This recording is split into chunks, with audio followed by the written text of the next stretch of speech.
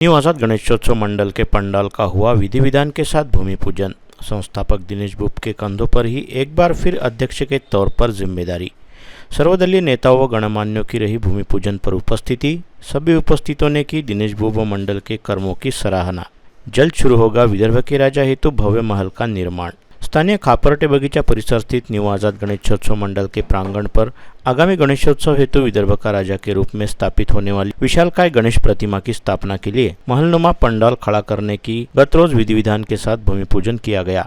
इस अवसर पर न्यू आज़ाद गणेशोत्सव मंडल के संस्थापक दिनेश बुब को ही सर्वसम्मति से इस वर्ष भी अध्यक्ष चुनते हुए सभी ने उनके नेतृत्व में ही काम करने की इच्छा जताई। उल्लेखनीय है कि राजनीतिक मतभिन्नता के रहने के बावजूद भी न्यू आज़ाद गणेशोत्सव मंडल के इस आयोजन में विविध दलों के राजनेताओं की उपस्थिति दिखाई दी तथा विभिन्न सामाजिक संगठनों से वास्ता रखने वाले गणमान्यों ने भी इस आयोजन में अपनी उपस्थिति दर्शाई। बीती शाम खापरटे बगीचा परिसर स्थित न्यू आज़ाद गणेशोत्सव मंडल के प्रांगण में पूर्व विधायक सुनील देशमुख की अध्यक्षता के तहत आयोजित भूमि पूजन समारोह में दैनिक अमरावती मंडल के संपादक अनिल अग्रवाल, कांग्रेस के प्रदेश उपाध्यक्ष भैया पवार, कांग्रेस शहराध्यक्ष बबलू शेखावत, पूर्व महापौर विलास इंगोले, पूर्व पार्षद प्रदीप बाजड़, वरिष्ठ पत्रकार विलास मराठे व अविनाश दुधे, प्रहार जनशक्ति पार्टी के महानगर प्रमुख बंटीराम टेके, फिल्म निर्माता नीलेश ज्वलनकर व न्यू ईगल रेस्टोरेंट के संचालक बिट्टू सलूजा बतौर प्रमुख अतिथि उपस्थित थे। इस अवसर पर पंडित अरुण देशमुख महाराज द्वारा वैदिक मंत्रोच्चार करते हुए न्यू आज़ाद गणेशोत्सव मंडल के सचिव शेखर जोशी व मोना जोशी के हाथों भूमि पूजन का विधान पूर्ण कराया गया। पश्चात सभी उपस्थित गणमान्यों ने मुहूर्त की कुदाल मारते हुए गणेशोत्सव पंडाल के निर्माण का भूमि पूजन किया। इस समय न्यू आज़ाद गणेशोत्सव मंडल के संस्थापक दिनेश बुब ने अपनी धर्मपत्नी शीतल बुब व माता श्रीमती पुष्पा देवी बुब की उपस्थिति में मुहूर्त की कुदाल चलाई। किशोरावस्था से ही सामाजिक कार्यों के प्रति रुचि रखने वाले दिनेश बुब ने आज से करीब 42 वर्ष पहले अपने हमउम्र दोस्तों के साथ मिलकर खापरटे बगीचा परिसर में न्यू आज़ाद गणेशोत्सव मंडल की स्थापना करते हुए सार्वजनिक गणेशोत्सव मनाने का प्रारंभ किया था और तब से लेकर यह परंपरा अब तक लगातार चली आ रही है। विशेष उल्लेखनीय है कि दिनेश बुब और उनके मित्र मंडली केवल साल में एक बार गणेशोत्सव मनाने तक ही सीमित नहीं रहे, बल्कि न्यू आज़ाद गणेशोत्सव मंडल के जरिए साल भर गरीबों व जरूरतमंदों को अन्नदान व वस्त्रदान करने के साथ साथ गंभीर स्थिति वाले मरीजों हेतु रक्तदान व एम्बुलेंस जैसी सुविधाएं भी उपलब्ध कराने का काम न्यू आज़ाद गणेशोत्सव मंडल के जरिए चलाया जाता है। साथ ही न्यू आज़ाद गणेशोत्सव मंडल एवं दिनेश बुब मित्र मंडली द्वारा साल भर के दौरान कई बार रक्तदान शिविर, स्वास्थ्य जांच शिविर, नेत्र जांच शिविर का आयोजन भी किया जाता है एवं जरूरतमंद मरीजों हेतु निःशुल्क शल्यक्रिया का भी इंतजाम कराया जाता है। आपण आपल्या भागात मी एक मंडळाचा कार्यकर्ता आहे, जास्त बोलणार नाही। दरवर्षीप्रमाणे आपण उत्साहाने पुन्हा यावर्षी गणेशोत्सव साजरा करू। त्या काही थोड्याफार आपल्याला अडचणी होतात त्याला आपण दूर करण्याचा प्रयत्न करूच। आणि दिनेश भाऊला पण विनंती करेल तर त्यांनी आपली नेतृत्वाची जी धुरा आहे ती जी ते म्हणतात ते येणाऱ्या पिढीला त्यांनी सोपवली आहे। पण भाऊ सध्या तुम्हीच वर्तमान पिढी आहे, तुम्ही काही कोणाकडे नेतृत्वाची धुरा सोपवू नका।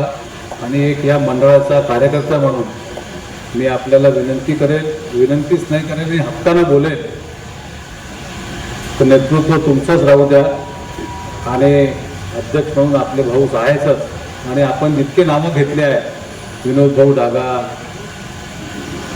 भूषण कुसटकर किंवा आणखी जितके काही नावं घेतली अखिलेश राठी यांच्यासह सगळे ही सगळी मंडळी दरवर्षीप्रमाणे जोमाने तुमच्यासोबत काम करेलच। याच्यासाठी नेतृत्व बदलण्याची किंवा नवीन हातात धुरा देण्याची काहीच आवश्यकता नाही।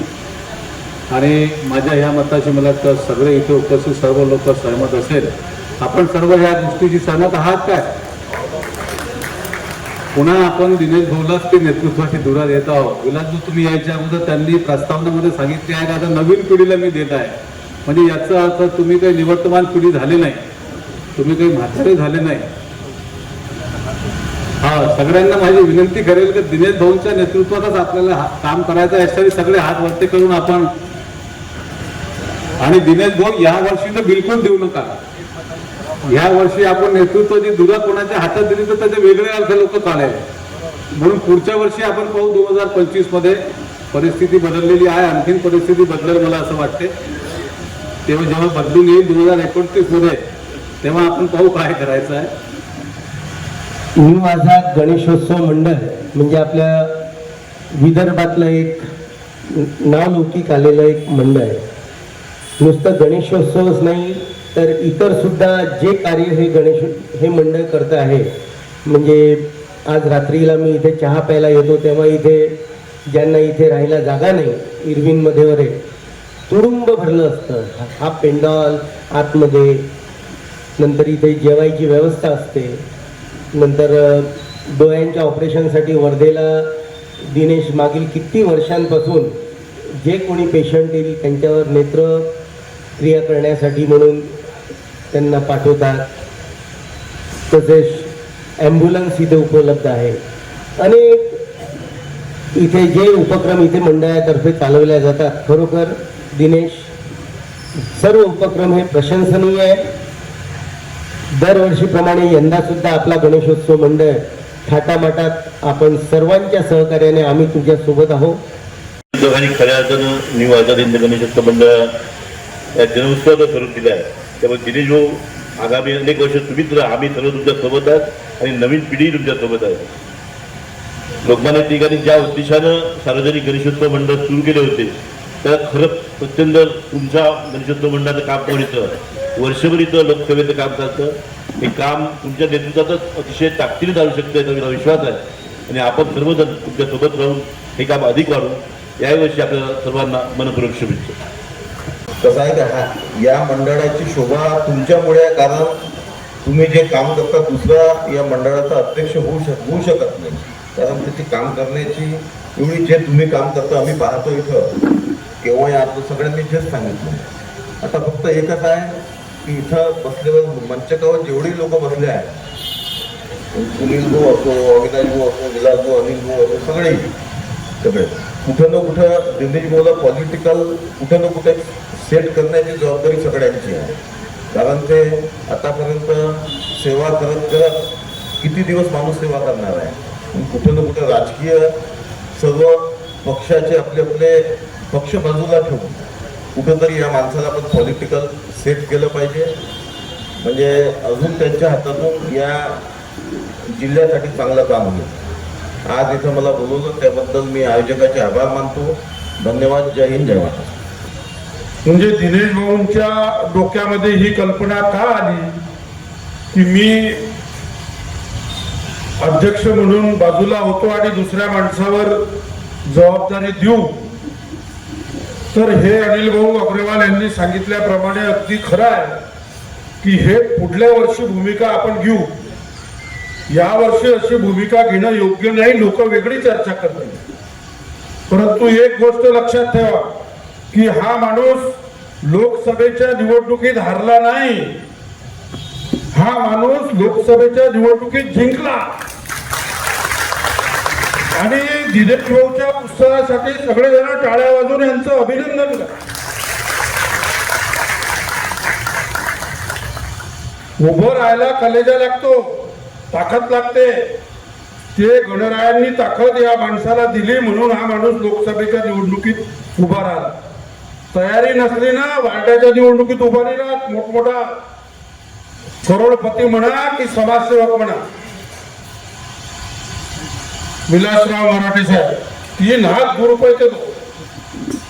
परंतु या माणसाने ती हिंमत दाखवली आणि लोकसभेच्या निवडणुकीमध्ये हा माणूस अपक्षासारखे म्हणजे प्रहार या संघटनेवर उभा राहून 80,000 मतं दिनेश भाऊंनी घेतली. म्हणजे बळवंत भाऊ वानखडे यांच्या निवडणुकीत कोणी काय म्हणते त्याची पर्वा करणारा मी माणूस नाही. परंतु बळवंत भाऊच्या निवडणुकीत सिंहाचा वाटा दिनेश भाऊ मुक्तचा आहे विजया. आणि गणेशोत्सवाची जबाबदारी दुसऱ्यावर काय नाही जातं. अधिक आनंदानं करू यावर्षी आणि त्याच्यानंतर पुढल्या वर्षी दुसऱ्या माणसावर. मी आपल्या सर्वांना आज आपल्या मार्फत अमरावतीकरांना विनंती करणार आहे की कसंही झालं तरी आपल्या या वाघाची हिंमत नाही खचली पाहिजे. आपला हा असा आहे की राजकारणात यश अपयश येत राहतं, आमदार खासदार होत राहतात, पण लोक नेता बनायला 20, 30, 35 वर्ष लागतात. 2 टर्म पहिले कोण आमदार होता ही लोक विसरून जातात, पण जो लोकनेता असतो तो तयार व्हायला 20, 25 वर्ष लागल्यामुळे लोक त्याला विसरत नाही, त्याच्या पाठीशी उभे राहतात. आणि दिनेश भाऊ सर्वांनी सांगितलं की राजकारणात हार जीत होतच असते. इथे बसलेल्या सर्वांनीच हार जीत पाहिलेली आहे. राजकारणामध्ये साप शिडीसारखं आहे. मला ते काही वाटलं आपण तर 95 वर 99 पोहोचलं, बस एक डाव खेळला म्हणजे आपल्याला जॅकपॉटच लागते. पण एकदम 99 झिरोवर होतो ना, ते पाहिलंय. त्याच्यामुळे मला असं वाटतं की राजकारणाच्या यश अपयशाशी याचा काही संबंध नाही. आणि ज्याचा उल्लेख विलास भाऊंनी केला की आपण सगळे ओल्ड स्कूल जुन्या शाळेचे विद्यार्थी आहोत. आता ही जी नवीन शाळेत जे लोक राजकारण करतात त्याचा ते आपल्याला समजतही नाही त्यांच्या प्रत्येक राजकारण. तुमच्या पाठीशी सर्व अमरावतीकर आहेत हे मी तुम्हाला अत्यंत जबाबदारीने सांगतो. भूमिपूजन झालेलं आहे, काय सांगणार? आणि आपण पदभार हे दुसऱ्याकडे अध्यक्षाचा पदभार देत आहे. नाही, दुसऱ्याचं कालांतराने एकच एक काम करत असताना नवीन पिढी तयार होत असते. जवळपास 38-39 वर्षापासून मी अध्यक्षपदावर आहो. या पदाचा भारसुद्धा दुसऱ्यांनी सोसावा आणि लोक तयार व्हावं. एखाद्या छायेखाली असलेल्या माणसाला उन्हाचा चटका जाणवत नाही, म्हणून स्वतः झाड बनून व्हावं. या अनुषंगानं आमच्या नवी पिढी तयार झाली पाहिजे. जर नेहमी कम्फर्ट झोनमध्ये असले तर छोट्या छोट्या गोष्टी ते आणून आपल्यावर टाकतात, स्वतः लोक तयार होत नाही. म्हणून एक ठराविक कालावधीनंतर ते थोडासा फेरबदल आवश्यक आहे. त्या अनुषंगानं यंदाच्या उत्सवात काय नवीन हे राहील का, अमरावती जिल्ह्याचे जे सेवा कार्य आहे, ज्या ठिकाणी विश्वसनीय निःशुल्क सेवा लोकांना प्राप्त होते, जसे आमच्या मंडळाच्या वतीने ॲम्ब्युलन्सची सेवा आहे, रुग्णसेवा आहे, रक्तदानाची सेवा आहे, लहान मुलांपासून तर मोठ्या मुलांचे जे कपडे लत्ते आणि याचं आम्ही माणुसकीची भिंत आहे त्याचं कार्य आहे. मोतीबिंदूचे ऑपरेशन होतात, दुर्धर आजाराचे ऑपरेशन आमच्या माध्यमातून होता. पैसे असो नसो कुठल्याही गरिबाला या ठिकाणून पुऱ्या भारतातून कुठून मदत उपलब्ध होईल याचे आमच्या जवळ हेल्थ वर्कर काम करतात. तर या सगळ्यांचं या ठिकाणी सांघिक रूपानं त्यांचं प्रदर्शन राहील. लोकांनी इकडे तिकडे भटकण्यापेक्षा प्रत्येक स्टॉलवर त्या क्षेत्र रक्तदानाच्या क्षेत्रामध्ये 10 लोक काम करतात, त्यांचं या ठिकाणी एक डिस्प्ले राहील. त्या ठिकाणी ते बसतील. आपापल्या एरियातल्या लोकांचा आपण संपर्क क्रमांक घेऊन जावं, म्हणजे प्रॉपर ठिकाणी प्रॉपर माणसाला मदत होईल. नाही तर अनेक वेळा असं होतं की आम्ही मदतीसाठी तत्पर असतो आणि दुसऱ्या ठिकाणी त्या व्यक्तीची फसवणूक होते. या गोष्टी टळल्या पाहिजे. अनेक ठिकाणी शाळा महाविद्यालयांमध्ये ॲडमिशन ओस आहे आणि अनेक ठिकाणी खूप झुंबळ आहे. तर हा जो बॅलेन्स आहे तर शाळा तुम्हाला प्रॉपर शाळा पाहिजे तर प्रॉपर शाळेच्या ॲडमिशनसुद्धा कॉस्ट टू कॉस्ट किंवा ज्या शासकीय निर्धारित फी आहे त्यामध्ये सुद्धा ॲडमिशन होऊ शकते. अशा सगळ्या लोकांचं या ठिकाणी स्टॉल्स राहणार आहे. वीडियो को लाइक करें, शेयर करें, मंडल न्यूज़ के यूट्यूब चैनल को सब्सक्राइब करें तथा फेसबुक और इंस्टाग्राम को फॉलो करें.